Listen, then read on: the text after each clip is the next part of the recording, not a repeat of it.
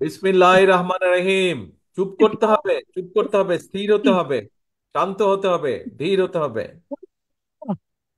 জিয়া খালেদা খালেদা জিয়া খালেদা। সবাইকে ধন্যবাদ। বিসমিল্লাহির রহমানির রহিম। আজকের এই জনসভার সম্মানিত সভাপতি, মঞ্চে উপস্থিত স্থায়ী কমিটির সম্মানিত সদস্য যেমন নজরুল ইসলাম খান, উপস্থিত সম্মানিত নেতা জনাব ফজলুর রহমান সহ উপস্থিত নেতৃবৃন্দ, মঞ্চে উপস্থিত আন্দোলনে শহীদ পরিবারের সদস্যবৃন্দ, উপস্থিত আন্দোলনে ক্ষতিগ্রস্ত পরিবারের সদস্যবৃন্দ, আমার সামনে উপস্থিত কিশোরগঞ্জবাসী, কিশোরগঞ্জের বিভিন্ন এলাকা থেকে আগত প্রিয় ভাই ও বোনেরা, আসসালাম আলাইকুম। প্রিয় ভাই বোনেরা, আজকে আমরা সকলে এই মাঠে, আপনারা এই যে হাজারো মানুষ এই মাঠে আপনারা একত্রিত হয়েছেন আজকে আজকে আমরা এখানে একটি মুক্ত পরিবেশে কথা বলছি, একটি ভয়হীন পরিবেশে আমরা সকলে কথা বলছি। একটু আগে আপনারা দেখেছেন মঞ্চে কিছু মানুষ কথা বলেছেন। কোন সেই মানুষগুলো? যেই মানুষগুলো স্বজনদেরকে তারা হারিয়েছেন বিগত স্বৈরাচার আন্দোলনের সময়। আমরা কিছু মানুষের বক্তব্য শুনেছি যারা নিজেরা শারীরিকভাবে ক্ষতিগ্রস্ত হয়েছেন, নির্যাতিত হয়েছেন, অত্যাচারিত হয়েছেন বিগত স্বৈরাচারের বিরুদ্ধে আন্দোলনের সময়। প্রিয় ভাই বোনেরা, এই যেই মানুষগুলোর কথা আমরা শুনেছি, সেই মানুষগুলোকে সম্মান জানানোর জন্য, শ্রদ্ধা জানানোর জন্য, সেই শহীদ পরিবারের স্বজনদেরকে, শহীদ পরিবারের সদস্যদেরকে সম্মান জানানোর জন্য আজ আমরা সকলে একত্রিত হয়েছি। এই যে যেই ভয়হীন পরিবেশে আজ আমরা এখানে আলাপ করছি, কথা বলছি, একত্রিত হয়েছি, সমবেত হয়েছি, এই শঙ্কামুক্ত পরিবেশে যে আমরা আজ একত্রিত হয়েছি, এই সময়টার জন্য বিগত 17 বছর এই দেশের মানুষকে অপেক্ষা করতে হয়েছে। এই পরিবেশটির জন্য দীর্ঘ 17 বছর এই দেশের মানুষকে আত্মত্যাগ করতে হয়েছে, সংগ্রাম করতে হয়েছে, প্রতিবাদ প্রতিরোধ গড়ে তুলতে হয়েছে। প্রিয় ভাই বোনেরা, আজকে এই কিশোরগঞ্জ জেলাতেই আমরা আমাদের 16 জন মানুষকে হারিয়েছি, 17 জন মানুষকে আমরা হারিয়েছি, 17 জন মানুষকে আমরা এই কিশোরগঞ্জের মানুষকে আমরা হারিয়েছি, যারা আত্মত্যাগ করেছেন এই দেশের মানুষের অধিকারের জন্য, নিজেদের জীবনকে আত্মত্যাগ করেছেন। 16 জন মানুষ আছেন যারা বিভিন্নভাবে ক্ষতিগ্রস্ত হয়েছেন শারীরিকভাবে, যারা ভয় পাননি, পিছিয়ে যাননি, যারা দেশের মানুষের অধিকারের কথা বলতে গিয়ে। প্রিয় ভাই বোনেরা, সারা বাংলাদেশে এরকম হাজারো মানুষ আছে, হাজারো শহীদ পরিবার আছে, যারা হাজারো শহীদ আছে, যারা আত্মত্যাগ করেছেন বিগত 17 বছরে। বিশেষ করে গত জুলাই আগস্ট মাসেই হাজারো হাজারো মানুষ আছে যাদেরকে হত্যা করা হয়েছে শুধু ঢাকা শহরেই। এর বাইরে বহু মানুষ যারা বিভিন্নভাবে ক্ষতিগ্রস্ত হয়েছেন। বিএনপি সহ, বিএনপিরই শুধু 50 লক্ষ, 60 লক্ষের মতন নেতা কর্মী যারা বিগত স্বৈরাচারের সময় বিভিন্নভাবে নির্যাতিত হয়েছেন, অত্যাচারিত হয়েছেন। বিএনপির বাইরেও বহু আরো রাজনৈতিক দল আছে যাদের সদস্যরা একইভাবে বিএনপির নেতা কর্মীদের মতন অত্যাচারিত হয়েছে, নির্যাতিত হয়েছে।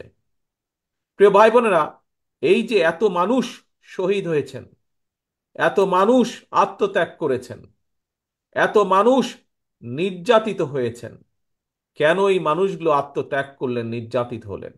কারণ একটাই, এই মানুষগুলো বাংলাদেশের মানুষের, সাধারণ মানুষের রাজনৈতিক অধিকার নিশ্চিত করতে চেয়েছিল।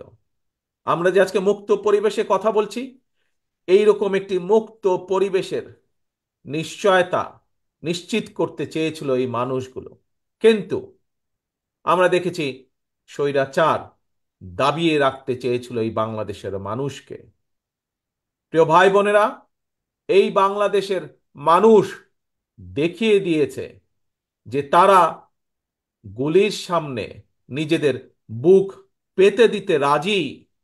তারপরেও বাংলাদেশের মানুষ স্বৈরাচারকে মেনে নিতে রাজি না, এবং সেই জন্যই হাজারো মানুষের আত্মত্যাগের বিনিময় আজ আমরা এই বাংলাদেশকে পেয়েছি। ৭১ সালে যেমন লক্ষ শহীদের আত্মত্যাগের বিনিময় এই দেশ স্বাধীন হয়েছিল, আবারও ২০২৪ সালের আগস্ট মাসে আমরা এই দেশের স্বাধীনতা, সার্বভৌমত্ব এবং মানুষের অধিকার নিশ্চিত করে স্বৈরাচারকে বিদায় করতে সক্ষম হয়েছি জনগণের সংগ্রামের মাধ্যমে, জন অভ্যুত্থানের মাধ্যমে। প্রিয় ভাই বোনেরা, এই যে এই আত্মত্যাগ, এই যে এই বিসর্জন, এটিকে আমাদের ধরে রাখতে হবে, এটির মূল্য আমাদেরকে দিতে হবে। আজকে সমগ্র বাংলাদেশের মানুষ একটি নতুন প্রত্যাশা নিয়ে সামনের দিকে তাকিয়ে আছে, ভবিষ্যতের দিকে তাকিয়ে আছে। অর্থাৎ বাংলাদেশের মানুষ যেই প্রত্যাশা নিয়ে সেই বিগত পতিত স্বৈরাচারের বিরুদ্ধে আন্দোলন করেছিল, সেই প্রত্যাশার প্রতিফলন ঘটাতে হবে। ১৯৭১ সালে যেভাবে মুক্তিযোদ্ধারা নিজেদের জীবন বিসর্জন দিয়েছিলেন, এটি সাম্যের বাংলাদেশ তৈরির জন্য, একটি মানবিক বাংলাদেশ তৈরির জন্য, যেই বাংলাদেশে মানুষ মুক্তভাবে কথা বলতে পারবে, যে বাংলাদেশে মানুষ তারা তাদের নিজেদের রাজনৈতিক অধিকার প্রয়োগ করতে পারবে, যে বাংলাদেশে মানুষ অর্থনৈতিকভাবে মুক্তি অর্জন করতে পারবে, সেই বাংলাদেশকে আমাদের গড়ে তুলতে হবে। প্রিয় ভাই বোনেরা, আজ স্বৈরাচারের পতন হয়েছে। স্বৈরাচারের পতন হবার পরেও স্বৈরাচারের কিছু প্রেতাত্মারা কিন্তু এখনো দেশে রয়ে গিয়েছে। আমরা বারে বারে বলেছি, আমরা বারে বারে বলছি, আবারও বলেছি, আবারও বলতে চাই যে আজকে লাখো জনতার আত্মত্যাগের বিনিময় যে অন্তর্বর্তীকালীন সরকার প্রতিষ্ঠিত হয়েছে, এই সরকার জনগণের রাজনৈতিক যে প্রত্যাশা, জনগণের রাজনৈতিক যে অধিকার, যার জন্য বাংলাদেশের মানুষ বিগত ১৭ বছর ধরে সংগ্রাম করছে, সেই অধিকার যাতে সঠিকভাবে প্রতিষ্ঠিত হয়, তার জন্য তারা পদক্ষেপ গ্রহণ করবে। কিন্তু কিন্তু এটিও সতর্কভাবে খেয়াল রাখতে হবে আমাদেরকে যে তারা এই কাজটি, জনগণের এই কাজটি করতে গিয়ে, জনগণের রাজনৈতিক অধিকার প্রতিষ্ঠা যে কাজ, সেটি করতে গিয়ে এমন কোনো পরিস্থিতির উদ্ভব যেন না হয় যাতে করে অন্য স্বৈরাচার আবার কোনো ষড়যন্ত্র করার সুযোগ পায়। স্বৈরাচারের প্রেতাত্মারা বসে নেই, তারা তাদের ষড়যন্ত্রকে অব্যাহত রেখেছে। কাজে প্রিয় ভাই বোনেরা, গণতন্ত্রের পক্ষের সকল রাজনৈতিক দল, গণতন্ত্রের পক্ষের প্রতিটি মানুষকে আজ সতর্ক থাকতে হবে, সজাগ থাকতে হবে। একইভাবে যেরকম আমরা এই অন্তর্বর্তীকালীন সরকারকে সহযোগিতা করব, একই সাথে তাদেরকে, আমাদেরকে এটাও বলবে যে কোথায় কি সমস্যা হচ্ছে এবং কিভাবে তার সমাধান করতে হবে, সেই সহযোগিতা আমাদের তাদেরকে দিতে হবে। প্রিয় ভাই বোনেরা, আজকে সমগ্র বাংলাদেশের মানুষ প্রত্যাশা করছে, কি প্রত্যাশা করছে? যে তাদের প্রিয় দল, বাংলাদেশ জাতীয়তাবাদী দল বিএনপি, ইনশাল্লাহ জনগণের সমর্থন নিয়ে আগামীতে সরকার গঠন করতে সক্ষম হলে বাংলাদেশের মানুষের প্রত্যাশার যেই বাংলাদেশ, সেই প্রত্যাশার বাংলাদেশ গড়ে তোলার কাজ করবে।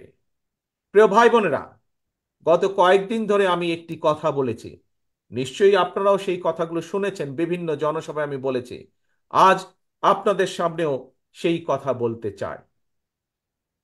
আমরা একটি পর্যায় অতিক্রম করে এসেছি, যেই পর্যায়টা ছিল স্বৈরাচারের পতন ঘটিয়ে দেশের মানুষের কে মুক্ত করা।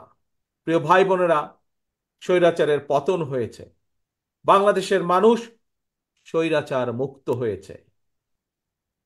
একটু আগেই আমি বলেছি, স্বৈরাচারের পতন হয়েছে বলেই সকল বিপদ কেটে যায়নি, এখনো সামনে বিপদ আছে।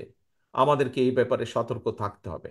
কিন্তু এর পাশাপাশি আমাদেরকে দেশ গড়ে তুলতে হবে, দেশকে ঐক্যবদ্ধ করতে হবে, দেশকে সামনে নিয়ে যেতে হবে। পৃথিবীর বুকে বাংলাদেশকে গড়ে তুলতে হবে একটি সম্ভাবনাময় দেশ, একটি সম্ভাবনাময় জাতি হিসাবে। প্রিয় ভাই বোনেরা, আমার বক্তব্যে আমি বলেছি যে শুধুমাত্র রাজনৈতিক মুক্তি হলে, রাজনৈতিক অধিকার প্রতিষ্ঠা হলেই সকল কিছু হয়ে যায় না।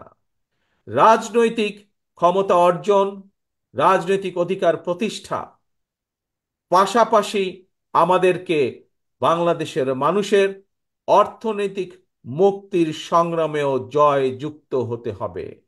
বাংলাদেশের মানুষের অর্থনৈতিক সংগ্রামেও আমাদেরকে জয় পেতে হবে। তাহলেই একমাত্র আমরা আমাদের যে আন্দোলন, সেইটির কাঙ্ক্ষিত লক্ষ্যে আমরা পৌঁছতে সক্ষম হব। প্রিয় ভাই বোনেরা, বাংলাদেশ, আমি বিশ্বাস করি দৃঢ়ভাবে, আমার সাথে বাংলাদেশের বহু লক্ষ কোটি মানুষ বিশ্বাস করে, বিশেষ করে আজকের তরুণ প্রজন্মের যারা সদস্য, তারা সকলেই বিশ্বাস করেন কি, যে এই বাংলাদেশটি এবং বাংলাদেশের মানুষ একটি সম্ভাবনাময় জাতি। এই বাংলাদেশ একটি সম্ভাবনাময় দেশ। শুধু প্রয়োজন সঠিক পরিকল্পনা, শুধু প্রয়োজন সঠিক নেতৃত্বের। প্রিয় ভাই বোনেরা, যদি আমরা রাজনৈতিক ক্ষমতা অর্জনের মাধ্যমে আমরা যদি সঠিক মানুষগুলোর হাতে এই দেশ এবং জাতির নেতৃত্ব তুলে দিতে সক্ষম হই, এই দেশের মানুষকে যদি আমরা সুযোগ করে দিতে পারি যে কারা তাদের নেতৃত্ব দিবে, সেই দায়িত্ব যদি আমরা মানুষের হাতে তুলে দিতে পারি, আমি ব্যক্তিগতভাবে বিশ্বাস করি তাহলে সেই দায়িত্বপ্রাপ্ত সঠিক ব্যক্তিবর্গ, সঠিক ব্যক্তিগণ এই জাতিকে সঠিকভাবে নেতৃত্ব দিতে পারবে। যেই নেতৃত্বের মাধ্যমে এই দেশের মানুষ একদিকে যেমন রাজনৈতিক অধিকার প্রতিষ্ঠিত করতে পারবে, একই সাথে অর্থনৈতিক মুক্তিও অর্জন করা সম্ভব সেই সঠিক ব্যক্তিদের নেতৃত্বের মাধ্যমে। প্রিয় ভাই বোনেরা, বাংলাদেশের প্রত্যেকটি, সমগ্র বাংলাদেশ যেমন একটি সম্ভাবনাময় দেশ, ঠিক একইভাবে আমি বিশ্বাস করি বাংলাদেশের প্রতিটি অঞ্চল, প্রতিটি জেলা একটি সম্ভাবনাময় এলাকা। আমরা আজ কিশোরগঞ্জে এই জনসভাটি অনুষ্ঠিত হচ্ছে আমাদের। আমরা যদি কিশোরগঞ্জে দেখি, আমার সামনে যত আপনারা হাজার হাজার যে মানুষ আজ এখানে উপস্থিত হয়েছেন, এই জনসভায় উপস্থিত হয়েছেন, প্রায় প্রত্যেকে আপনারা এখানে, হয়তো দু চারজন অন্য জেলার মানুষ থাকতে পারেন, কিন্তু অধিকাংশ মানুষ এখানে কিশোরগঞ্জ জেলার মানুষ। কিশোরগঞ্জ জেলার সম্পর্কে আমি, কিশোরগঞ্জ জেলা যে কিভাবে একটি বাংলাদেশের মধ্যে অন্যতম একটি সম্ভাবনাময় জেলা, আমি দু একটি কথা দিয়ে আপনাদের সামনে তুলে ধরতে চাই। প্রিয় ভাই বোনেরা, বোরো মৌসুমে আপনাদের এখানে প্রচুর ধান হয়। আপনারা কি জানেন, আপনারা কি জানেন যে এই যে হাওর এলাকায় বোরো মৌসুমে যে প্রচুর যে ধান হয়, আর বোরো মৌসুমে শুধু আপনারা যে ধান উৎপাদন করেন শুধুমাত্র কিশোরগঞ্জ জেলায়, সেটি সমগ্র বাংলাদেশের ভিতরে যে ধান উৎপাদিত হয় তার 16% ধান আপনারা উৎপাদিত করেন। তার মানে দেখুন কত সম্ভাবনাময় একটি জেলা। সমগ্র দেশের 16% ধান একটি অঞ্চলেই আপনারা উৎপাদিত করেন। যদি সঠিক পরিকল্পনা গ্রহণ করা সম্ভব হয়, সঠিক পরিকল্পনা গ্রহণ করা যায় যদি এই ধান যেই কৃষক ভাইয়েরা উৎপাদন করছেন তাদেরকে যদি রাষ্ট্রের পক্ষ থেকে সঠিকভাবে সহযোগিতা প্রদান করা যায়, তাহলে এই 16%কে আমরা আরো বেশি, হয়তো 20% আমরা করতে সক্ষম, 25% আমরা করতে সক্ষম, কৃষকদেরকে সঠিকভাবে যদি সহযোগিতা করতে সক্ষম হই আমরা। প্রিয় ভাই বোনেরা, আসুন এবার কিশোরগঞ্জের আরেকটি সম্ভাবনার দিক আমরা দেখি। এখানকার যে অষ্টগ্রাম বলেন, ইটনা বলেন, মিঠাপুকুর বলেন, এই এলাকার যে বিশাল হাওর আছে, এই হাওরে বিভিন্ন প্রকারের মাছ উৎপাদিত হয়। এখানে বাংলাদেশের যে মিঠা পানির যে মাছের চাহিদা, এই মাছের চাহিদার বিশাল ভান্ডার হচ্ছে এই এলাকাটি। এখানে রুই বলেন, কাতল বলেন, বোয়াল বলেন, আইল বলেন, বিভিন্ন প্রজাতির মাছ এই হাওর এলাকা হয়।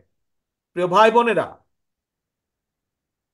বিদেশে এই মাছ কেন আমরা রপ্তানি করতে সক্ষম হব না? আজকে যদি আমাদের গার্মেন্ট শিল্পের পোশাক রপ্তানি করে যদি বাংলাদেশ কোটি কোটি বৈদেশিক মুদ্রা বছরে অর্জন করতে সক্ষম হয়, তাহলে কেন আমরা কোনোদিন, যদি আমরা সঠিকভাবে পরিকল্পনা গ্রহণ করতে সক্ষম হই, যদি আমরা মৎস্য চাষী যারা আছেন তাদেরকে যদি সঠিকভাবে রাষ্ট্রের পক্ষ থেকে সহযোগিতা দেওয়া যায়, তাহলে গার্মেন্টস শিল্পর মাধ্যমে যেমন বিশ্বে বাংলাদেশের একটি পরিচিতি, ঠিক একইভাবে মাছ রফতানি করেও আমরা বাংলাদেশে কে পরিচিত করে দিতে পারবো বিশ্বের দরবারে। প্রিয় ভাই বোনেরা, আমাদেরকে বিষয়টি এভাবে চিন্তা করতে হবে। আমরা যেমন বাংলাদেশের মানুষের মাছের চাহিদা পূরণ করতে সক্ষম হব, ঠিক একইভাবে আমরা আমাদের এই মাছ বিদেশেও রফতানি করতে সক্ষম হব, যার মাধ্যমে শুধু যে বৈদেশিক মুদ্রা অর্জিত হবে তা নয়, এই মাছ রফতানির যে বিভিন্ন প্রক্রিয়া আছে, এই প্রক্রিয়ার মাধ্যমে আমরা হাজারো লক্ষ ভাই বোনের কর্মসংস্থানের ব্যবস্থা আমরা করতে পারবো। প্রিয় ভাই বোনেরা, এই কাজগুলো কে করতে পারবে? এই কাজগুলো তারাই করতে পারবে যারা জনগণ দ্বারা নির্বাচিত হবে এমন একটি সরকার করতে পারবে। কারণ সেই জনগণের সরকারের বাধ্যবাধকতা থাকবে জনগণের কাছে, জবাবদিহিতা থাকবে জনগণের কাছে।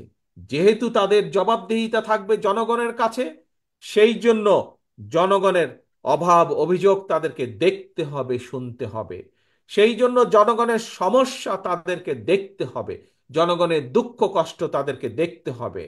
আমাদের যুবক সমাজের বেকার যারা থাকবে তাদের কর্মসংস্থানের ব্যবস্থা সেই জনগণের সরকারকেই করতে হবে। সেই জন্যই প্রয়োজন জনগণের সরকার।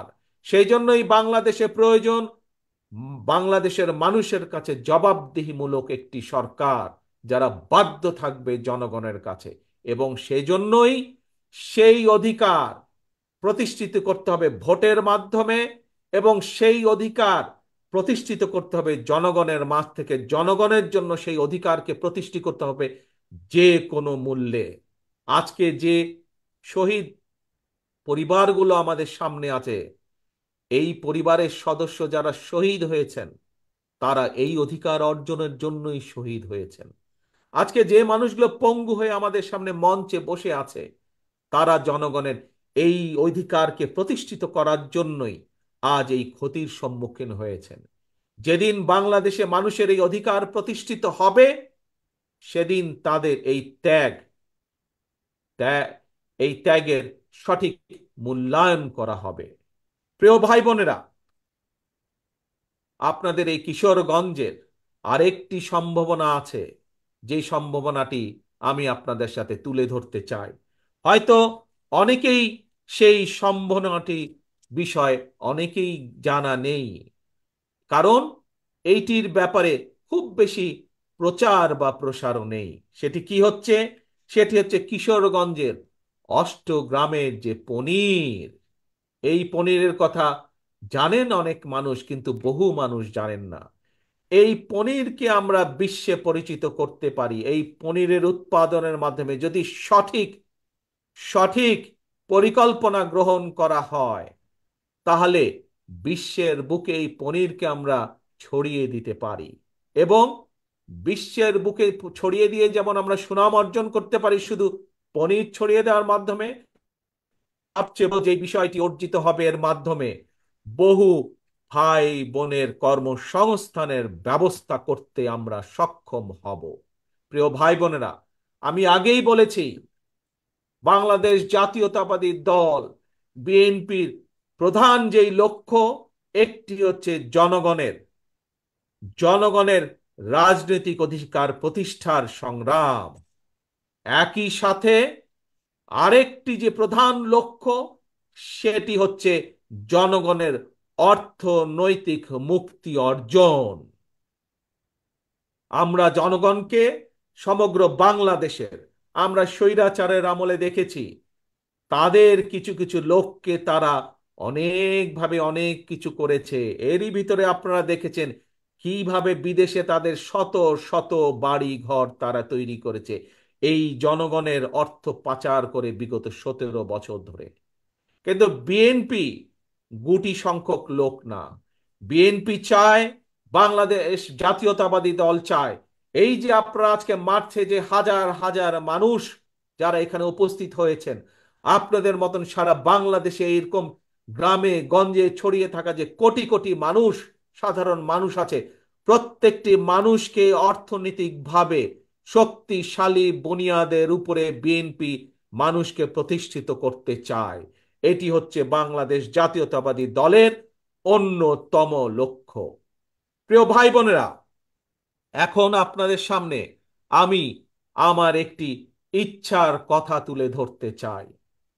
একজন রাজনৈতিক কর্মী হিসাবে এইখানে মঞ্চে যেমন আমার বহু নেতৃবৃন্দ বসে আছেন, প্রত্যেকটি নেতৃবৃন্দ, প্রত্যেকটি কর্মী, রাজনৈতিক কর্মীর মনের মধ্যে কিন্তু একটি বাসনা থাকে, ইচ্ছা থাকে। কি সেটি? যে একজন রাজনৈতিক কর্মী হিসাবে যখন তার সামনে সুযোগ আসবে, সে তার এলাকার জন্য, সে তার এলাকার মানুষের জন্য কিছু কাজ করতে চায়।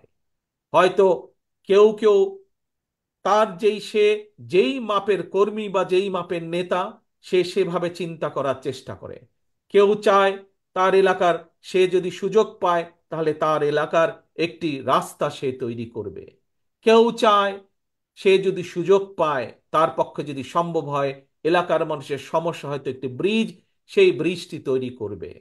কেউ চায় স্কুল স্থাপন করতে, কেউ চায় হাসপাতাল স্থাপন করতে এলাকার মানুষের জন্য, একজন রাজনৈতিক কর্মী হিসাবে। প্রিয় ভাই বোনেরা, আমিও একজন রাজনৈতিক কর্মী।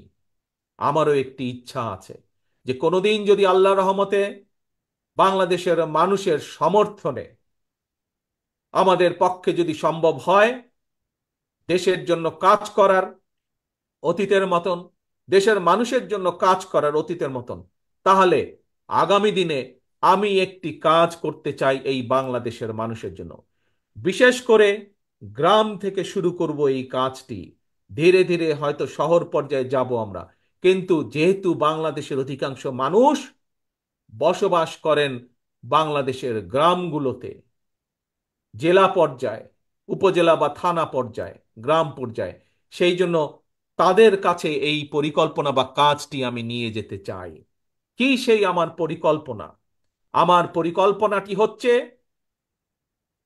প্রত্যেকটি পরিবারের জন্য, মানুষ নয়, পরিবার হিসাবে আমরা বাংলাদেশে কতগুলো পরিবার আছে সেই পরিবারগুলোকে আমরা নির্দিষ্ট করব এবং প্রতি পরিবারকে আমরা রাষ্ট্রের পক্ষ থেকে একটি ফ্যামিলি কার্ড দিব। কি কার্ড? ফ্যামিলি কার্ড দিব। এখন জিজ্ঞেস করতে পারেন এই ফ্যামিলি কার্ডটি কি? এই ফ্যামিলি কার্ডটি হবে সেই পরিবারের মায়ের নামে, বা সেই পরিবারের যে গৃহিণী থাকবেন তার নামে এই ফ্যামিলি কার্ডটি হবে। রাষ্ট্রের পক্ষ থেকে আমরা গ্রাম থেকে শুরু করে থানা জেলা পর্যায় পর্যন্ত আমরা প্রত্যেকটি পরিবারকে চেষ্টা করব একটি পরিবারের মাসিক যে প্রয়োজনীয় খাদ্যদ্রব্য যেগুলো প্রয়োজন, তার মধ্যে কিছু সংখ্যক খাদ্যদ্রব্যের একটি নির্দিষ্ট পরিমাণ সহযোগিতা করার জন্য, যাতে করে প্রত্যেকটি পরিবারের উপরে যাতে করে প্রত্যেকটি পরিবার মাস শেষে রাষ্ট্রের এই সহযোগিতা পেলে কিছুটা হলেও তাদের স্বস্তি বোধ হয়, কিছুটা হলেও তারা নিজেদের নিজেদের যে সেভিংস, নিজেদের যে সঞ্চয়, সেটির পরিমাণ বৃদ্ধি করতে সক্ষম হয়। এবং তার ফলে এই সহযোগিতাটা যদি আমরা কয়েক বছর ধরে চালু রাখতে পারি, তাহলে আমি বিশ্বাস করি বাংলাদেশের গ্রামের পরিবারগুলো, গ্রামের মানুষগুলো সচ্ছলতার একটি পর্যায়ে উঠে আসতে সক্ষম হবেন। অর্থাৎ রাষ্ট্র সরাসরিভাবে প্রত্যেকটি পরিবারের পাশে, রাষ্ট্রের সামর্থ্য অনুযায়ী প্রত্যেকটি পরিবারের পাশে দাঁড়ানোর চেষ্টা করবে, তাদেরকে সহযোগিতা করার চেষ্টা করবে, তাদেরকে সাহায্য করার চেষ্টা করবে, যাতে করে তারা স্বাবলম্বী হয়ে উঠতে পারে। প্রিয় সহকর্মীবৃন্দ, দেশ এবং জাতির ব্যাপারে, দেশ এবং জাতিকে নিয়ে একজন রাজনৈতিক কর্মী হিসাবে আমার আরো কিছু পরিকল্পনা আছে, যেই পরিকল্পনাগুলো পর্যায়ক্রমিকভাবে আমি আপনাদের সামনে ধীরে ধীরে তুলে ধরব। আজ একটি পরিকল্পনার কথা আপনাদের সামনে তুলে ধরলাম, ফ্যামিলি কার্ড। এবং এই কার্ডের, আমি আগেই বলেছি, এই কার্ডটি কার নামে হবে? এই কার্ডটি সেই পরিবারের গৃহিণী, চারজনের একটি পরিবার, রাষ্ট্রের পক্ষ থেকে সহযোগিতা প্রদান করা হবে। এবং এই ফ্যামিলি কার্ডটি হবে সেই পরিবারের মা বা সেই পরিবারের যে গৃহিণী থাকবেন তার নামে, যাতে করে আমরা যাতে করে আমরা বাংলাদেশের অর্ধেক অর্ধেক জনসংখ্যার অর্ধেক হচ্ছে নারী, যাতে করে আমরা নারীদের ক্ষমতায়ন বৃদ্ধি করতে পারি, যাতে করে স্বাবলম্বী করে গড়ে তুলতে পারি আমরা বাংলাদেশের মা বোনকে, সেটিও হবে তার অন্যতম একটি লক্ষ্য এই ফ্যামিলি কার্ডের। প্রিয় ভাই বোনেরা, আপনাদের সামনে আজ আমি যেই কথাগুলো তুলে ধরলাম, যেই কথাগুলো আপনাদের সামনে আমি বললাম, তার লক্ষ্য এবং উদ্দেশ্য একটি। কি সেই লক্ষ্য এবং উদ্দেশ্য? বাংলাদেশকে সামনে নিয়ে যাওয়া।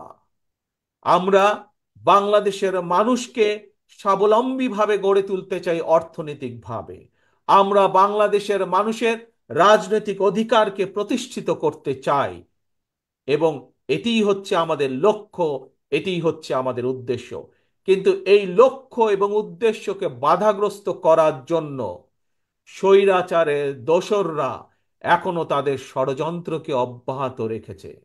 প্রিয় ভাই বোনেরা, আজ যেই শহীদদেরকে আমরা সম্মান দিয়েছি এখানে, সেই শহীদদের আত্মত্যাগকে যদি মূল্যায়ন করতে হয়, আজ যেই পঙ্গু ভাই বোনদের বা ক্ষতিগ্রস্ত আমাদের সহকর্মী ভাই বোনদেরকে যে আমরা এই যেই সম্মান দিয়েছি, তাদের সেই সম্মানকে যদি মূল্যায়ন করতে হয়, তাদের আত্মত্যাগকে যদি মূল্যায়ন করতে হয়, তাহলে আজ দল মত নির্বিশেষে আমাদের সকলকে ঐক্যবদ্ধ থাকতে হবে।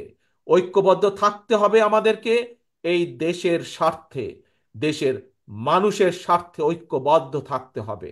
আমরা বিগত দিনে দেখেছি আমরা বিগত দিনে দেখেছি যে স্বৈরাচার সময় তারা ক্ষমতা ধরে রাখার জন্য তারা বিভিন্ন অপবাদ দিয়ে জাতিকে বিভক্ত করার চেষ্টা করেছিল। তারা, বাংলাদেশ জাতীয়তাবাদী দল বিভক্তি চায় না।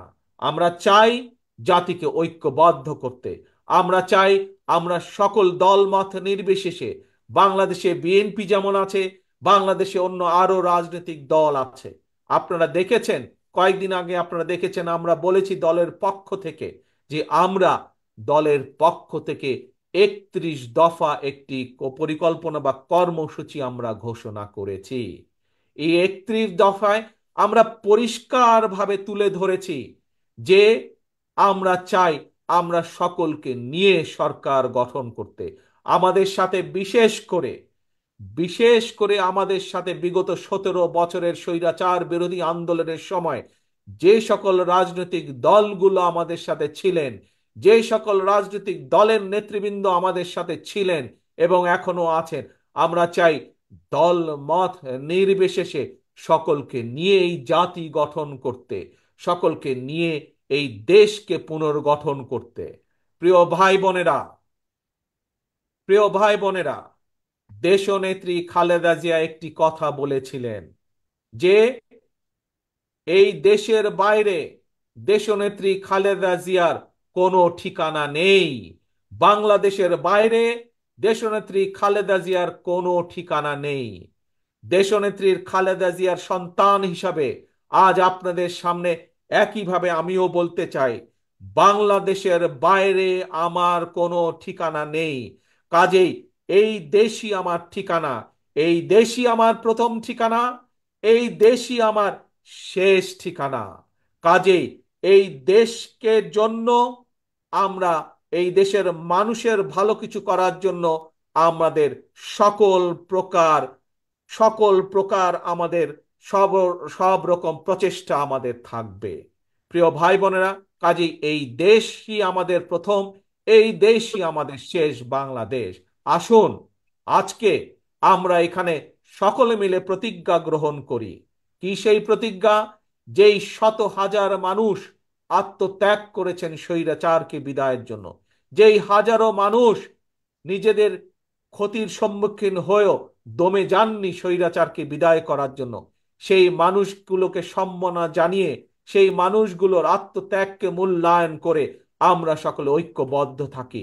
কেউ যাতে আমাদের ঐক্য নষ্ট করতে না পারে, কেউ যাতে আমাদেরকে পিছিয়ে দিতে না পারে, সেই ব্যাপারে আমাদেরকে সজাগ থাকতে হবে, সেই ব্যাপারে আমাদেরকে সতর্ক থাকতে হবে। প্রিয় ভাই বোনেরা, আবারও আসুন আমরা আমাদের প্রত্যাশিত বাংলাদেশকে গড়ে তোলার জন্য, আমাদের সেই প্রত্যাশিত মুক্তি যা আমরা অর্জন করেছি সেটিকে ধরে রাখার জন্য আমরা আবারও সকলে যাতে ঐক্যবদ্ধ থাকতে পারি, যে কোনো মূল্যে আমরা ঐক্যবদ্ধ থাকতে পারি, সেই প্রত্যাশা রেখে আমি আমার বক্তব্য শেষ করছি।